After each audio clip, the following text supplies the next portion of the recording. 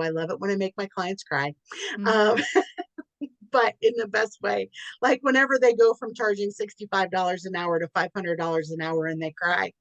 That Right? We I like love that it kind when of crying. I love it when I make my clients cry. Yeah. Welcome to the Business Ownership Podcast, brought to you by Awareness Strategies, helping you navigate the waters between entrepreneurship and ownership.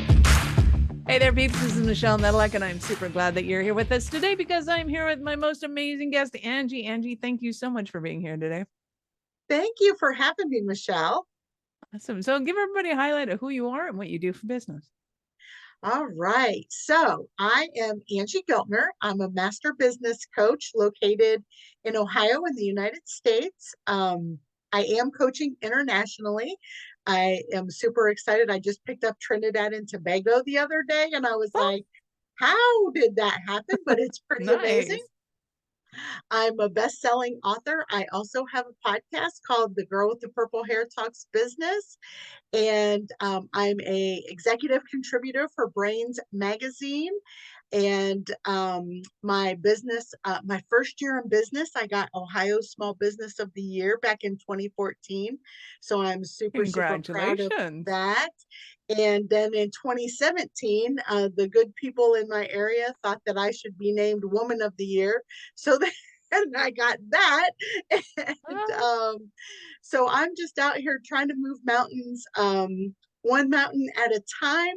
And I serve women entrepreneurs who are struggling with the challenge of client acquisition. This client acquisition is my superpower. ooh, fine. Well, we will totally get into that momentarily, but let's back up the bus a little bit. How'd you get into business as your thing and business coaching? Yeah, so I, much like many female entrepreneurs, I started out of adversity. I was working for an organization that I've been at for 10 years and supervising a program that I created. And I was onboarding a new hire for my program. And I found out that the executive director offered him $3,000 a year more than I was making. And I went to the executive director and I said, like, what is the deal with this? Let's be honest, I was not that nice. And and he looked me dead square in the face and said, that's all you're worth. And so I became very not nice, very unprofessional. Don't recommend doing this, but I did. I went to my office, cleaned it out. 4 days later, I had my LLC. That was back in August 13th of 2013. And I've not looked back since. Nice. Love it.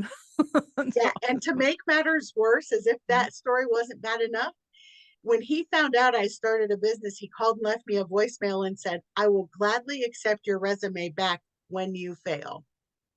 Nice. Mm-hmm. Nice. Yeah, Yeah, no. We can live without you. Sorry. Sorry, not exactly. sorry. So when my book became a bestseller, I actually have a chapter in there called That's All You're Worth, where I get into the full details of that story. And I autographed a copy and I mailed it to him. And I would have given anything to have been a fly on the wall when he opened it. Now, I'm pretty sure he used it for toilet paper, but I don't care because the satisfaction I got from sending that to him was like a big, Oh, hilarious. I love a good rebel story, but we'll get into that one later because I have more questions about that. But for now, let's go into the coaching side of things because having your special human trick as acquisition is fantastic. So how did you know that that was your magic trick? well, I learned that I didn't really have to work that hard for clients. And word of mouth was working really, really well for me. My clients were sending me other clients, which was Nice. absolutely beautiful because then they were sending me like high quality clients, which I was absolutely loving. And so I learned early days that I was like really on to something. And then COVID hit. And back then, before COVID, I really didn't understand that it was because I had figured out that I was able to speak fluent avatar to my avatar. I didn't really, that term was not in my vocabulary pre-COVID. But then I learned during COVID, whenever I had to shift and pivot and make all the changes like we all did, right? Mhm. Um, that I was like, I've really mastered speaking fluent avatar. And my avatar's name is Fiona. So I speak fluent Fiona frequently. And I was like, I'm like, okay, so I really need to focus on how it is that I have been able to do this. So I just reverse engineered the crap out of it. And I came up with a proprietary program that helps coaches walk through so that they can also speak fluent, whoever the name of their avatar is, Nice. and create all of them. I mean, from headlines to content creation to websites, to offers and promotions and emails and blogs and podcasts and ebooks and lead gen. All of those things speak directly to their avatar. I love it. Love it, love it. So one of the biggest kind of issues I hear people saying is, especially when they're starting up, that they don't know who their avatar is because clearly they don't have a pool of people to pick from. It's like, it's everyone. We do everything. So how do you curb the everything temptation? Yes. So I asked some very specific and honed in questions because, this, as the saying goes, if you serve everyone, you serve no one. And you're missing out. If that's your philosophy, you're probably broke. I'm just going to say it And because that's especially it, online, because it could work especially. in, traditional marketing. As I often use the example, a convenience store can say, hey, we're a convenience store on a sign, pop in, pop out, you get what you need. Right. Whereas everything on the internet is convenient. That does not narrow it down. Absolutely. Absolutely. So then we talk about, like, okay, what is the solution that you offer? And then who best benefits from that solution? Because your solution should light you up, right? It should be Mhm. part of why you wake up in the morning. Because if you're not loving your solution, then you probably shouldn't be in business. Or at least not that one. Yeah, at least not that one, right?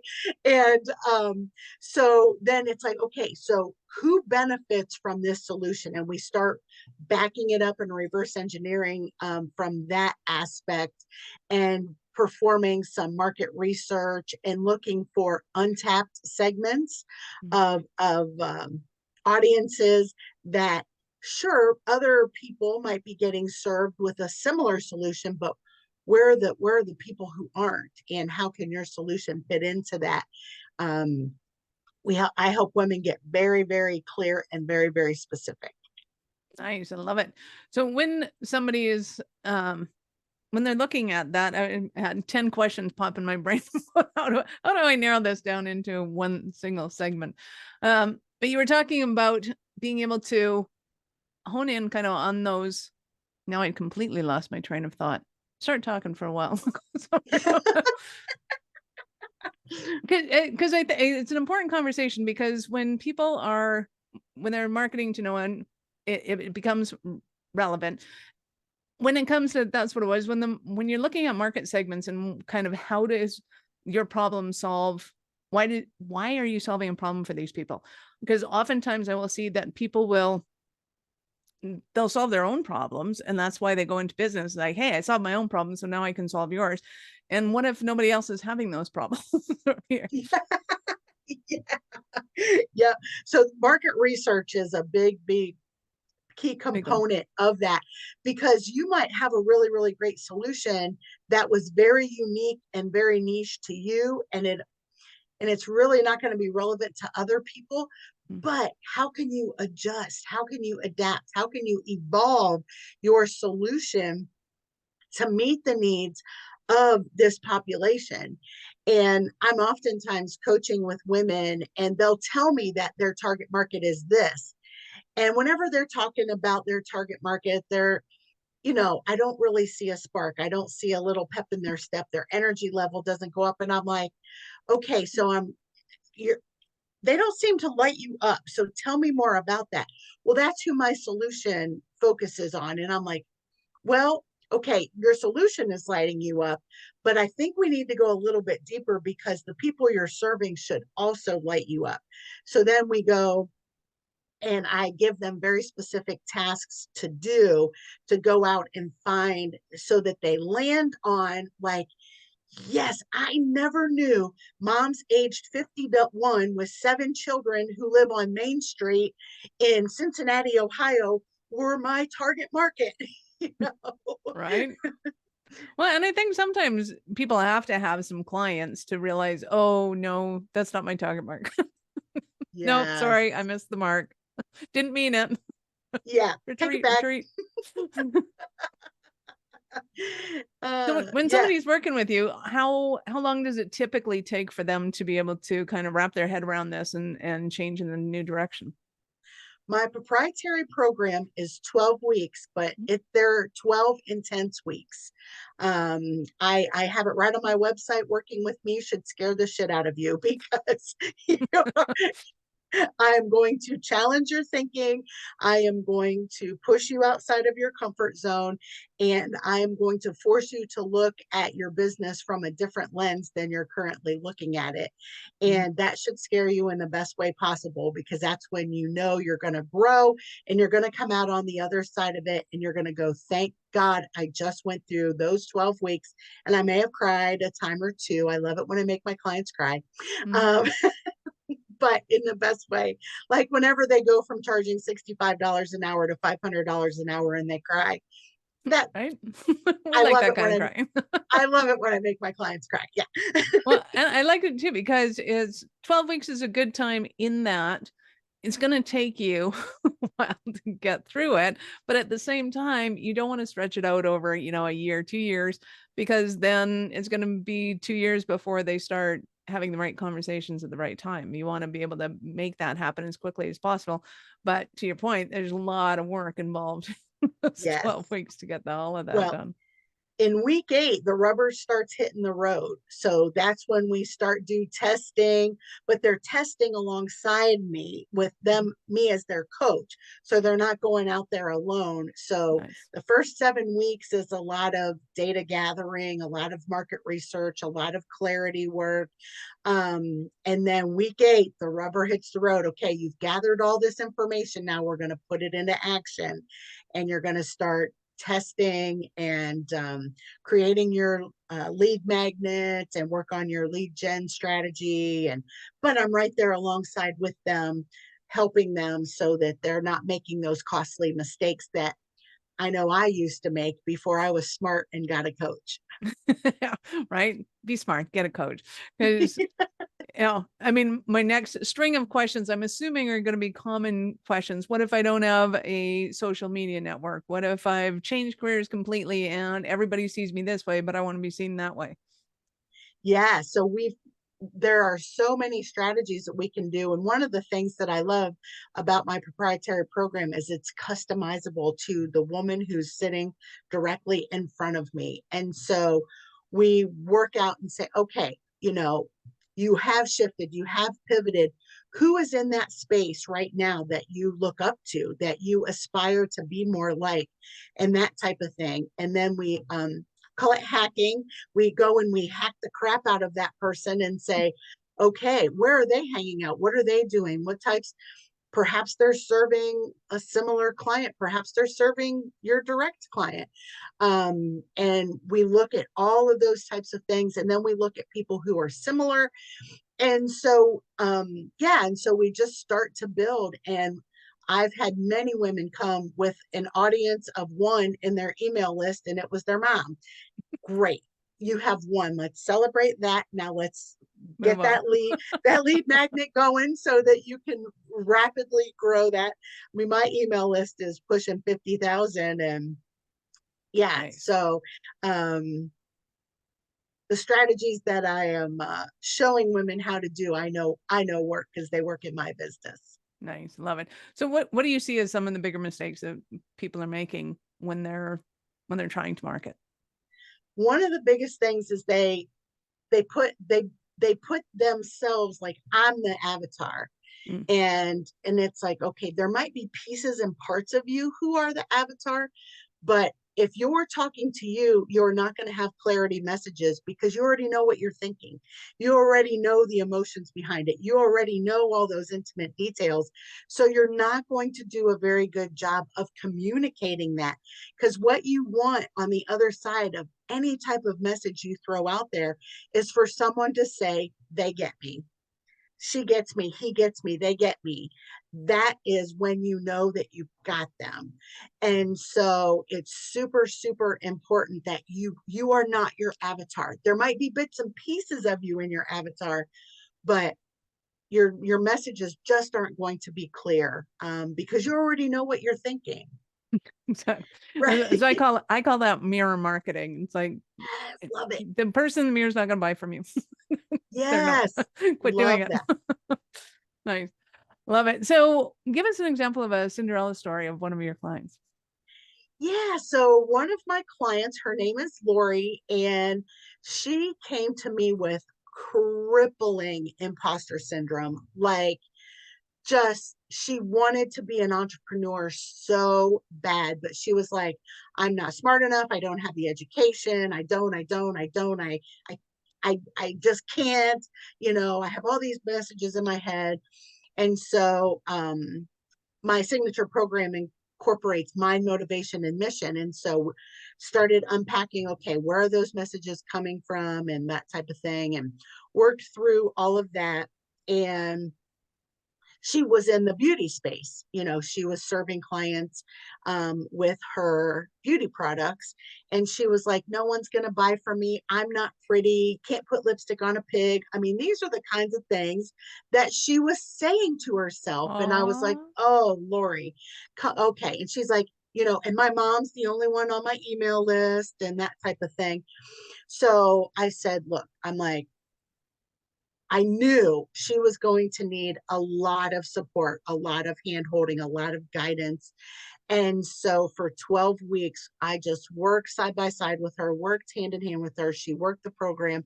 We celebrate. I'm really big on a couple of things. I'm really big on self-care. So every week there's self-care as part of the homework. And nice. I'm really big on celebrating every single win. Like, Mm-hmm. I don't care what that looks like for you, celebrate it. Like, you got your homework done, celebrate the Yay. crap out of that, right? Like, and then I use Trello. And so I show them in Trello, like how that can be a powerful tool, especially for the mindset, because then you can see how far you've come. You can see your progress. You can look and see how much you've grown just in a week's time. And so then she came out on the other side of it. And she is like, just this confident boss babe. And I had the fortune of, I was like, I haven't seen Lori for a minute. So I thought I would check out her social media to see what she had going on. And she happened to be live. And so I jumped in. She had already kind of started, but I jumped in. I was like, oh, I got to be a part of this. And she was just crying. And she's like, I never would have been able to do this. She had over 2,000 followers. And we talked afterwards. And she said, my email list has grown exponentially. I'm killing it out there. And I'm like, yes. That's awesome. Oh, Yeah. so good to hear. And I actually cried with her because I was so proud of her. And once again, I was like, I love it when my clients cry, because she was like, I could not have done this. I would have never been here if it wasn't for working with you. Aw, I love that. Well, and I think it's tragic to me when people don't feel like they're good enough to be an entrepreneur. It's like, are you kidding me? Do you exist? Do you breathe? Okay, great qualification. Yeah. You're there. All right, now what do you want to do with that? So, all you need is direction after that. It's, you know, yeah, I don't think I can say enough. And I think if anybody is listening to this and they're losing their confidence in that they think they can't do it and they're not good enough, they're not smart enough, they don't have what it takes to be able to do this, you got to be all these things that you're not. It's totally not true. Yep. If you're breathing, you can probably make a great entrepreneur. You just got to talk Yes. to Angie or me. Yeah. Right. Talk to Angie. So what are some of the issues, like lack of confidence, clearly, not getting the revenue that they want? What are some of the other stumbling blocks that people might be having as they're listening, going, oh my God, Angie, I need you so bad? They use the spray and pray method of marketing. It's like they come up with these ideas that they think are absolutely fantastic, and then they spray them all over the place, and then they pray that they convert. And it's like, oh, okay, we need to get some goals and objections around why it is that you chose that particular marketing strategy or that particular marketing messages, and then we unpack all of the details associated with that. But it just seems to be that spray and pray is like the most common marketing method, and it's costing you money. It's absolutely costing you money, and it's costing you the resource of time. And I don't know about you, but time is like valuable, and I don't want to spend my time on efforts that I know, or I should say that I pray are going to be successful.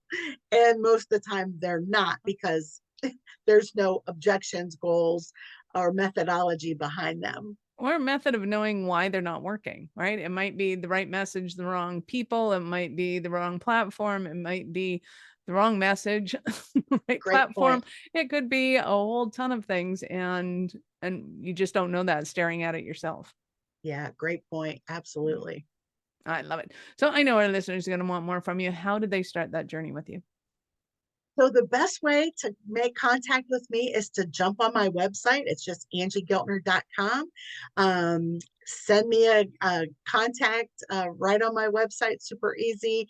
And yeah, I would love to hear more about you and learn how perhaps I could serve you and make it so that you are not stressed out about your clients, and which equals not being stressed out about your revenue. Here, yay! Love that. Yay! So of course we'll have all of Angie's notes in the links or in the show notes. So go ahead and scroll down, click on the links, and open them up in a new browser because we're not done yet. So Angie, you told us the story of transitioning into that entrepreneurial world, but you could have gone out and just got another job. At what point did you know that you were special kind of crazy enough to think that you could become an entrepreneur? Well, I decided in that moment of being told that's all you're worth, that no one was ever going to tell me how much I was worth ever again. And the only way I was going to accomplish that was through entrepreneurism. Because if I'd have went for work for someone else, they'd have told me how much I was worth, and never, ever, never again. No, I'll be fired if I ever had to get a job. Right. Yeah, it's like, I make a great consultant. I will work my tail off for you, but I am not an employee. Nope. That's not Amen. the way this works. Yep, absolutely. Yep. I'm with you, Michelle. Totally good. You have been absolutely awesome. Any last words for our peeps?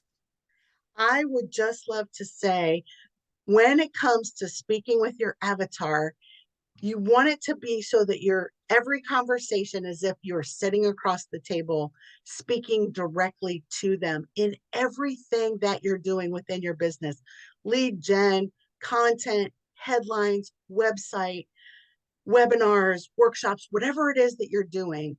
Make sure that you're speaking directly to your avatar, and that will equal wild success, which equals money in the bank. Yeah, we love money in the bank. Yeah. Awesome. Thank you, Angie, for your time. I appreciate it immensely, and I know how valuable it is. Thank you so much, Michelle. It's been my absolute pleasure. Peeps, thank you for being here with us today. Be sure to subscribe to the show and share it with your friends. We love helping entrepreneurs grow.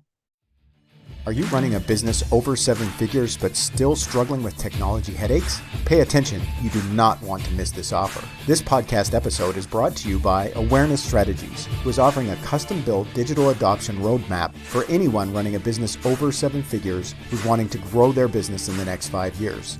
And it's not just a roadmap, they offer full implementation as well if that scares the out of you. Check out awarenessstrategies.com/roadmap for more details today. The link's in the show's notes. Don't regret not doing this. Do it now. That's awarenessstrategies.com/roadmap.